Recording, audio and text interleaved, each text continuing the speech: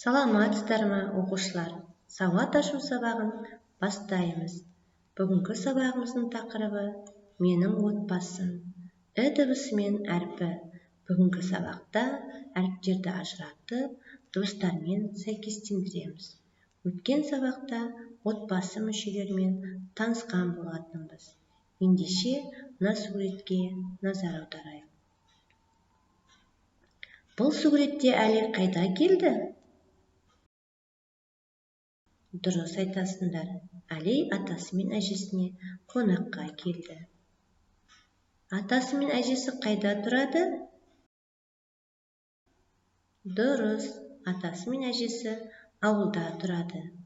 Әжесі Әлидің сүттен жасалған тағамның бірі ірімшікті жақсы көретінін білетін. Сондықтан ірімшік дайындап қойған болатын. Ал осы ірімшіктің неден дайындалатынын білесіңдер ме? Ірімшік қазақтың ұлттық тағамы. Ол негізінен сиырдың сүтінен жасалады.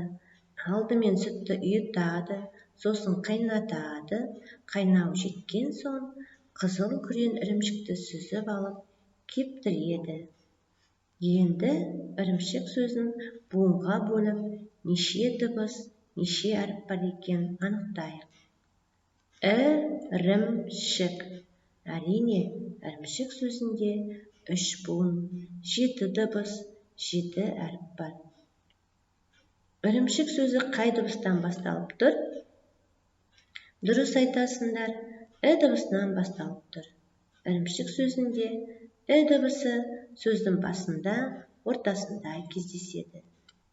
Оқушылар, мына буындар мен сөздерді бірге оқып, дыбысы сөздердің қай бөлігінде айтылатынына мән берейік. Ілгіш. Ілгіш сөзінде неше буын бар?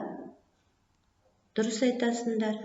Ілгіш сөзінде 2 буын бар. Ілгіш сөзінде дыбысы сөздің басында және ортасында кездеседі. Піл. Дұрыс айтасыңдар. Піл сөзінде 1 буын бар. Піл сөзінде дыбысы сөздің ортасында кездеседі. Тиын. Дұрыс айтасыңдар. Тиын сөзінде 2 буын бар. Тиын сөзінде дыбысы сөздің ортасында кездеседі. Жарайсыңдар оқушылар. Менімен бірге дыбысын анық айтуға арналған тіл тарту жаттығуын айтып көрейік. К, айлакер, қу түлкі. П, тікенекті кірпі. Ін, жаңғақ жейді тиін. Іл, тұмсығы ұзын піл. Дыбысын дұрыс айтып жаттыққан болсақ, келесі тапсырмаға назар аударайық. Берілген сурет бойынша шағын әңгіме құрайық. Айдос 7 жасқа толып мектепке білім алуға келді. Оған мектепте оқыған ұнайды. Үлгерімі өте жақсы. Үздік оқитын Айдос отбасының мақтанышы. Тамаша, жарайсыңдар оқушылар. Отбасы жайындағы өлеңді мұқият тыңдайық. Менің отбасым. Атам менің ол ғалым, әжем менің мұғалім. Әкем менің инженер, анам менің дәрігер. Інім әлі жас бала, кетті жаңа бақшаға. Мен мектепке барайын, оқып білім алайын. Жұмабай Қайранбай. Балалар, өлең не туралы? Дұрыс айтасыңдар. Өлең отбасы мүшелерінің қай жерде жұмыс жасайтындығы туралы.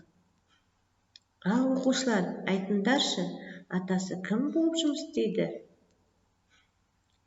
Дұрыс айтасыңдар. Атасы ғалым болып жұмыс жасайды.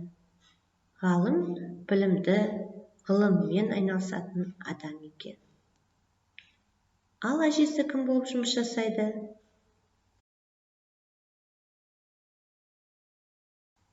Иә, әжесі мұғалім, ұстаз ұлағатты есім. Шәкірттерін білім нәрімен сусындатып, тәлім-тәрбие береді. Әкесі ше? Дұрыс айтасыңдар, әкесі қазіргі таңда елімізге қажетті мамандықтың бірі инженер қызметін атқарады. Инженер техниканың маманы. Анасы қандай қызмет жасайды екен? Дұрыс, анасы дәрігер болып жұмыс жасайды екен. Дәрігер деген ең ұлы әрі қастерлі мамандық. Ал інісі қайда барады? Дұрыс айтасыңдар, інісі балабақшаға барады. Ал сендер қайда барасыңдар? Иә, тамаша, сендер мектепке келіп білім аласыңдар. Дәптеріміздің 39 бетін ашы, әдемі көлбеу етіп үлгідегідей әрпін жазамыз. Бүгінгі сабақта жаңа дыбыс, жаңа әріп, дыбысымен таныстыңдар. Дыбысының қандай дыбысқа жататынын ажыратып, дұрыс дыбыстап үйрендіңдер. Сонымен қатар, дыбысын көркем жазуды білдік. Жарайсыңдар. Оқушылар, сабаққа белсене қатыстыңдар. Бүгінгі сабағымыз ұнады деп ойлаймын. Өзіңді өзің бағалап көр. Бүгінгі сабағымыз аяқталды. Сау болыңыздар.